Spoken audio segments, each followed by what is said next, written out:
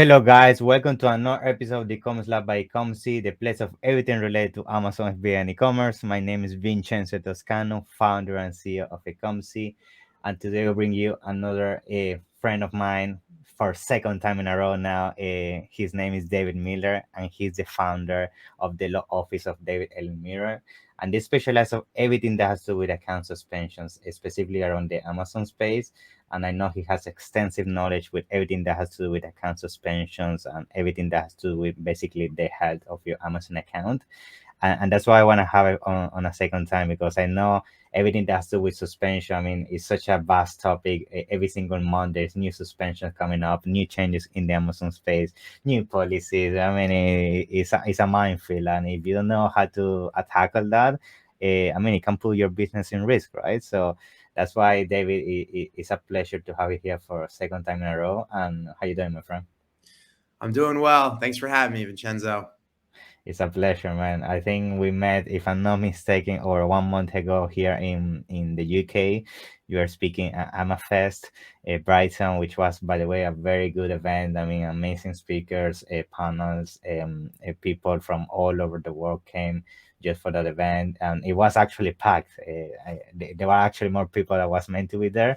So yeah, amazing. And yeah, we get to talk there, and that's what basically brought this second edition of this basically continuation around account suspensions, because I mean, we are highly aware that things are changing very fast in the Amazon space, and you personally have seen as well that there is new suspensions in the space. So I think we can start with that, with this episode. I mean, tell me a little bit of what you have seen in your clients in terms of suspensions, and what are some of the things you would advise Amazon sellers that they should start being aware of that. Sure. So I don't know if it's necessarily new, but there are always trends that Okay. happen on Amazon.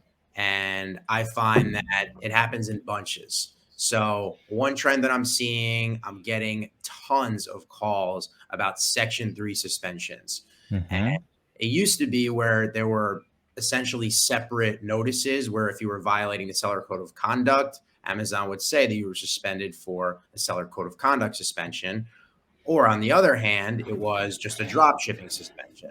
Okay. Now, what Amazon has done over the last several months is send those notices, and they include both of them together.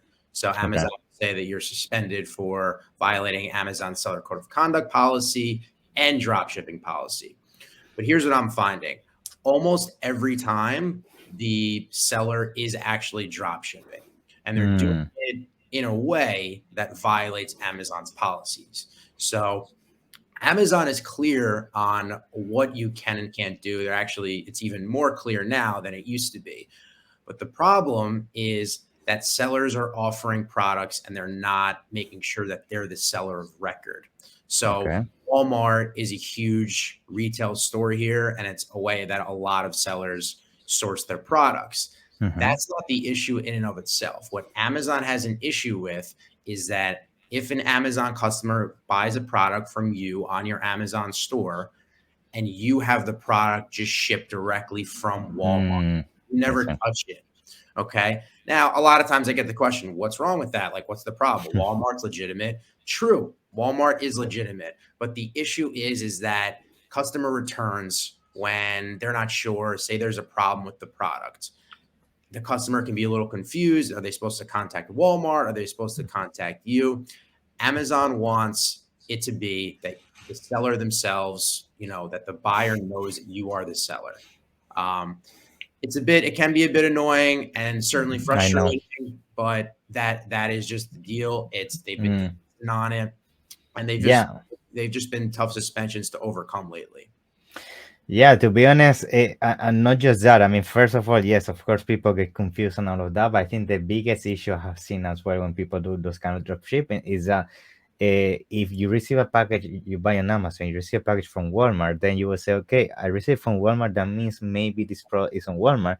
Right. They go to Walmart and they might see that maybe the price like $30 cheaper, and you are just taking advantage of them. Then Yep. that triggers a series of of bad experiences to the customers, and I think that's one of the main triggers as well. I mean, people feel like you're taking advantage and flipping on them, right? So that's other things I have seen as well. Exactly. And Yeah, to add to that, an additional reason Amazon hates drop shipping is, what if, for example, once you contact Amazon, Walmart is out of stock? Now the buyer is waiting for, yeah, sometimes it could be weeks, and then they're wondering where their package is.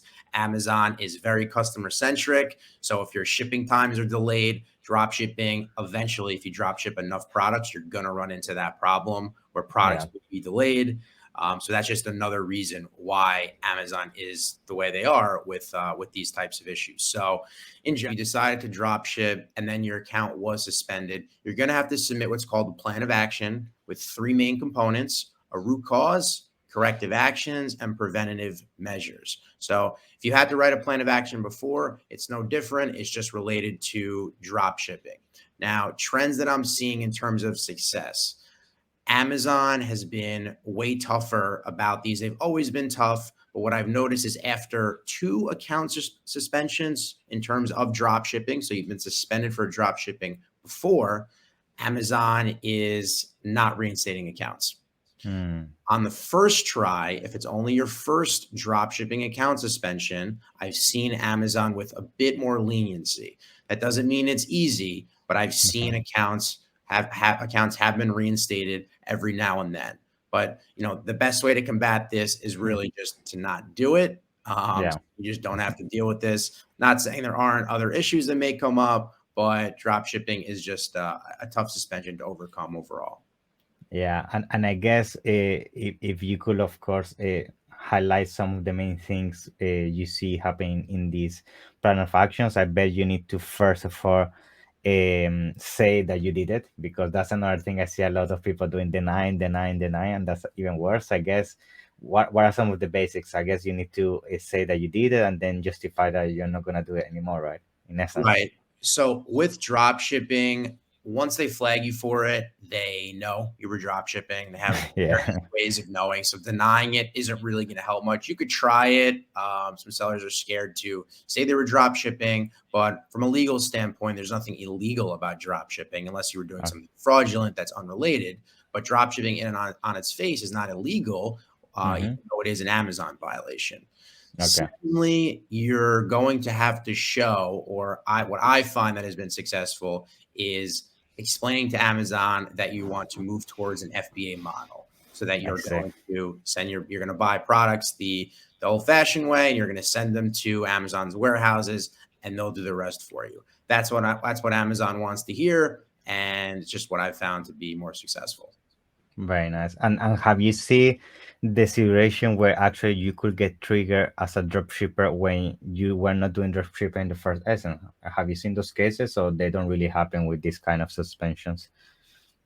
When they're drop shipping themselves, Yeah, let's say actually they're not drop shipping, or maybe they did it just once and then they changed to FBA model. Is there sometimes, have you seen the case that they can go backwards, Amazon see your history and actually flag you for drop shipping or something you did 6 months, 1 year ago, or something that is very punctual in present time when they flag you? Yeah. I see. Usually, no, I don't really see that. The only times I've seen something like that come up is when it's not 100% FBA. So Mm, maybe they drop ship 10% of the time or 20% of okay. the time, they can still get flagged. But I've never seen them go back in time and say, you were drop shipping a year ago. If you stop it now, or if there's any sorts of issues that are being caused and you move towards an FBA model before you're suspended, that's really the way to go. Awesome. Very good advice. Okay, great, great. So now dropshipping for sure is one of the main ones. What are things you have seen happening a lot lately, especially with all the changes we have seen lately in Right. Amazon space? What things have you seen? Yeah. So, intellectual property related, Mm-hmm. notoriously in the past, there are two types, right? Suspected IP and received IP. Okay. Received IP is when a rights owner files an actual complaint claiming that you are infringing on their intellectual property. Those were always serious. They still cause suspensions today. They always have. Suspected is what I want to discuss today. Now, that is not a rights owner filing a complaint. That's Amazon flagging a listing for, it could be a few different reasons. Usually whoever created the listing wasn't careful. Maybe they put the brand name wrong, or maybe they're selling a different product and they used a brand name that they shouldn't have. The reason I'm bringing it up today is because what I'm seeing is it's causing account suspensions now. In the past, it was very rare. I could count them on one hand how often suspected IP complaints actually caused account suspensions. It just didn't happen very much. I've seen sellers with hundreds of suspected IP complaints. Amazon typically just said, delete the listings or change or fix the listings and you'll be fine. And in the past, that was true. All of a sudden, that's not the case. So this is the first time I'm shooting content on it, but I want Amazon sellers to know that if you are, if you do have suspected IP complaints that are coming through, that you should handle them now. Don't just let them linger. Now, the issue that I'm seeing as far as trying to fix the issue is sometimes you don't have access to actually do what Amazon's asking. They'll say fix. Yeah, exactly. Yeah. And the seller isn't the one that created it. And then when you try and fix the listing, Amazon says, no, you can't. So it's like, okay, well, that's fantastic. Thanks for telling me something that we can't fix. So that's always a fun time. Other times they allow you to fix the listings and they do actually drop off the account. That's best case scenario because it's no longer, an issue. Affecting. Yeah. Right. That's effective. And then there's a third issue that comes up is when you're actually fixing the listings. It looks like it went through, but it doesn't in Amazon's backend system. So it still counts against you, but to you, it looks like they're available, that it's a fixed issue. So and the problem is that these account specialists have no idea about it. I had one client even tell me that they get emails daily about new updates and policy changes. And they were told that suspected IP is just, if you delete the listing, you're fine. Had a client do that and he still got suspended. So I'm just urging everyone, don't just click a button and then not. Because that's I hate when that's the solution for everything. I bet you see there's a solution for everything. Delete the listing, wait 24 hours and add it again. That's the solution for everything, right? It's a nightmare because sometimes it's worse. That can even affect your organic ranking, your indexing. I mean, there are so many other issues that can get from there, and it's crazy. Right. So what I would recommend is, there's a couple of factors here, right? So most of the time, the suspected IP issues that the listing themselves, I'm going to assume that they're not super important listings, because a lot of times I see that sellers just, leave them lingering. If it's not the case, that's something else. But here I'm talking about preserving your account health so that it doesn't get suspended, right? So the first thing I would do is try and delete the listing. See if it falls off the account. If it falls off the account, that's a really good sign. Okay. If that doesn't work, you're going to have to contact Amazon, try and fix the listings, see if that way, if you get some sort of notification that Amazon says that it was successful. But it's hard to trust. It's hard to completely trust them. So I'd focus more on trying to get them removed completely. I wouldn't care necessarily about fixing the brand name. Because I'm worried that Amazon could still use it against you, and I've seen them do it in the past. Okay, and especially if there are listings that, as you say, I have seen the same in some accounts. It just all SKUs, all products that you forgot to edit them and they stay there, and then you get a complaint, which is easier to delete them than try to fix them. To be honest, Right. Yeah. So those are the few points to emphasize as far as suspected IP. The last is providing Amazon documentation.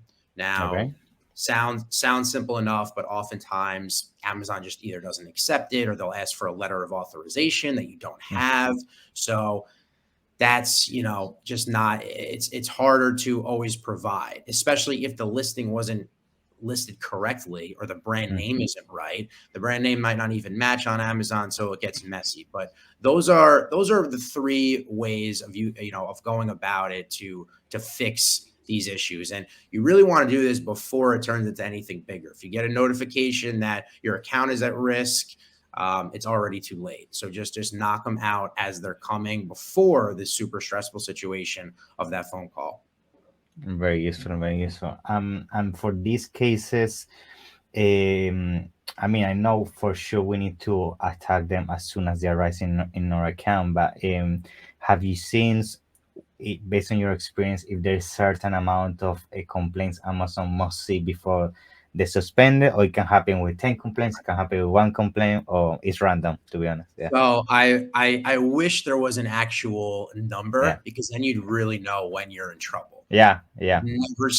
I've never seen any sort of consistency as Wow. far as really with IP in general, or with how Amazon acts. Like with, I've seen one ASIN cause suspensions, and then I've seen sellers who have 50 plus, 100 plus listings that are at issue, and their accounts are safe. So there's all sorts of theories that go out, that are out there about why that's the case. I'm not going to get into those. Yeah, for sure. Short answer is no, there's no consistency with it. That's why it's really just best to just keep it as clean as you possibly can. Very good. Very good. Awesome. Now we have covered drop shipping, we have covered intellectual property, in this case IP complaints. Is there anything else you have seen lately that you think would be useful to just give some highlights in terms of suspension in the Amazon space?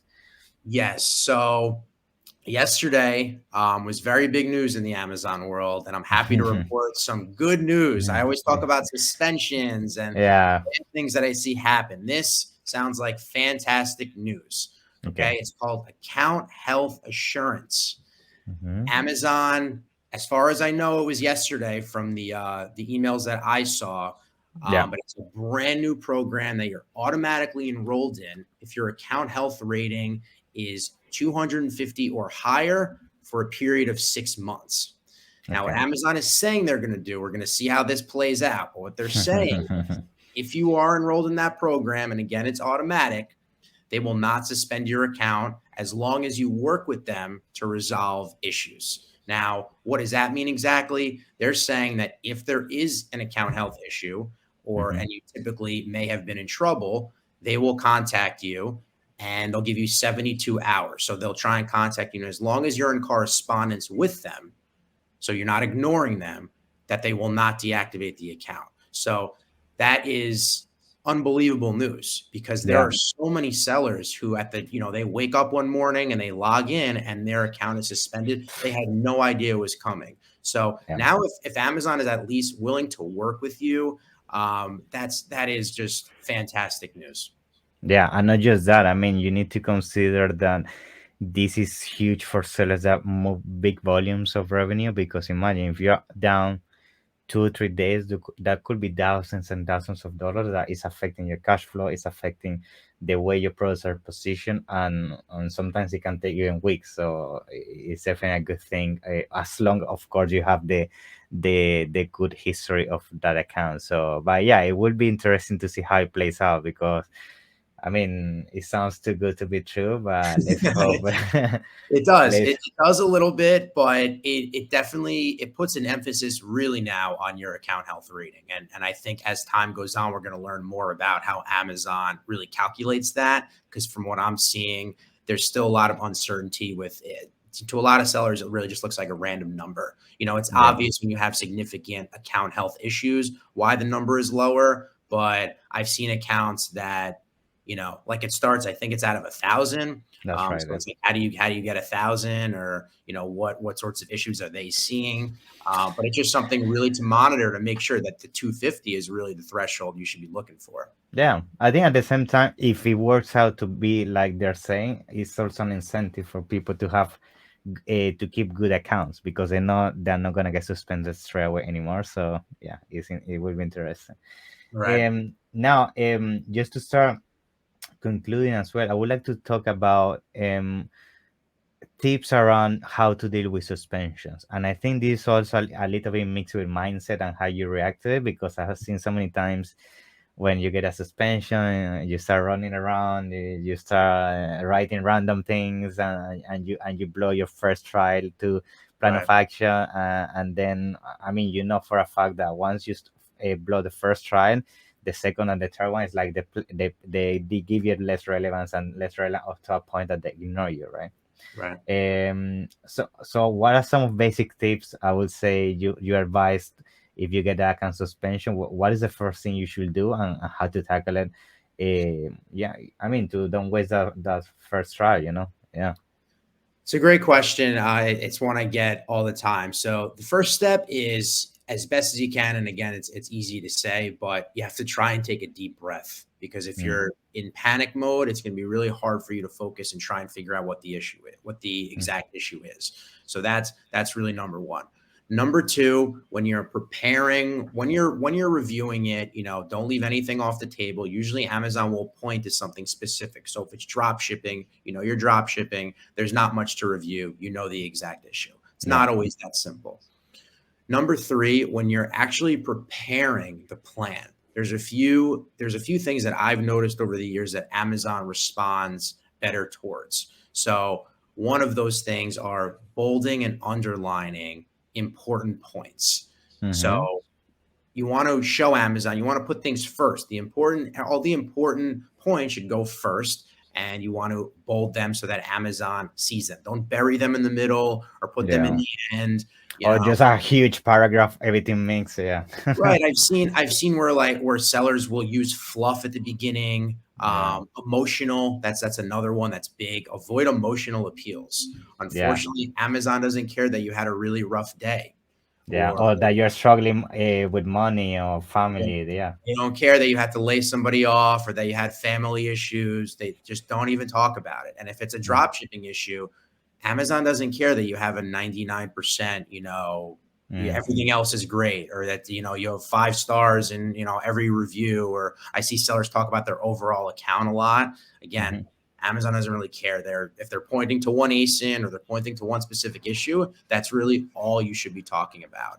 Okay. Sounds like something that's relatively simple, Yeah. but you But when gotta you're panicking, it's yeah, when you're difficult. panicking, you just start throwing everything at the wall. Uh, And yeah, those are, I'd say those are the most important general tips. Of course, depending on the specifics, certain things can change. But I mhm. think those are all great places to start, and they work for any type of issue. Yeah, and I think that's why we have people like you. I mean, because at the end of the day, once you get an account suspension, it kind of also become like a legal battle. It's like you're filing legal cases here. You need to understand how to write it, how to transfer your idea to the person in the other end. And it sounds easy to say, like we're explaining how to do a plan of action, but sometimes if you don't know how to redact it, I mean, Right. it's not natural for most people. So Yeah. yeah, that's for sure why we need you for to help these people when they're struggling 100%. Yeah. So now, let us know. I mean, first of all, before we conclude, is there anything else you want to cover today in terms of suspensions, tips, anything overall? No, I think we covered everything. I'm as anxious as everyone else to see how this account health Yeah. assurance works. Let's Um, give it a month or so and let's see what happens. we're gonna find out. I have the optimistic side of me, and then I have the pessimist, where I'm just like, oh, is Amazon really gonna, are they gonna honor what they're saying? Is it really gonna, because you look at the email, it sounds amazing, and then you wonder, like, how is it actually Yeah. gonna, Yeah. be out there in the field? Awesome. Awesome. Yeah. Let's do another episode once we have some more feedback on that. Absolutely. Great. Great. So, can you share with us where people can find you? I mean, you specialize on everything that we'll be talking today. So, I always advise when you're dealing with these things, I mean, don't put your business in risk just because you want to save a couple of hundreds of dollars. I mean, it's your business and you need something professional to really take action as soon as possible. So, can you share your information in terms of how people can reach you and get in contact with you? Yeah. Sure. Yeah. My email address is david@damlawfirm.com, and my phone number 516-313-1572. Awesome. I'm gonna make sure to put all that in the description. And once again, David, it's been a pleasure. Thank you very much for being here. And hopefully I see you soon next year in London, okay? Awesome. Thanks for having me. It's a pleasure, man. Take care. Take Bye now. care.